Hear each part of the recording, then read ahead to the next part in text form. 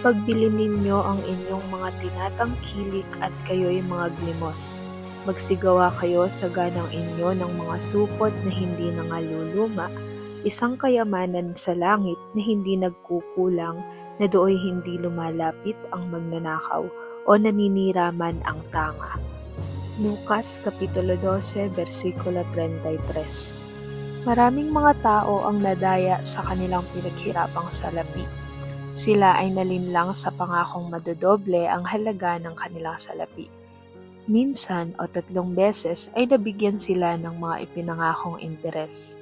Dahil nagnais pa sila, ipinagbili nila ang lahat ng kanilang kayamanan at muling namuhunan dito. Sa kasamaang palad, nawala ang lahat at wala nang natira. Sinabi ng mga otoridad, kung ito ay malayo sa katotohanan, marahil ito ay isang panloloko.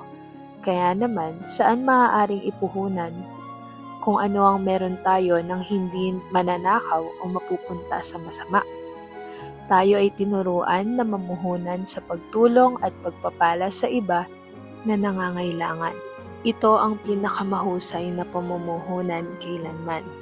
Ang mga kayamanan sa lupa ay maaaring mapalitan ng mga kayamanan sa langit.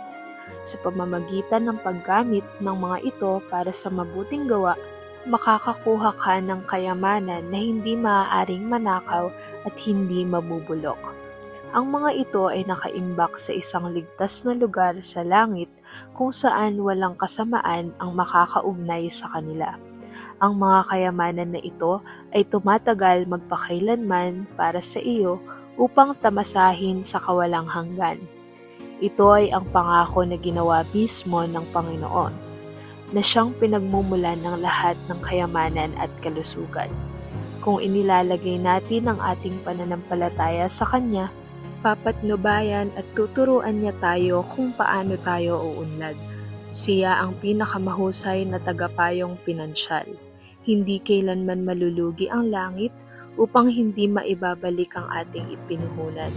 Ang kayamanan ng langit ay walang sukat.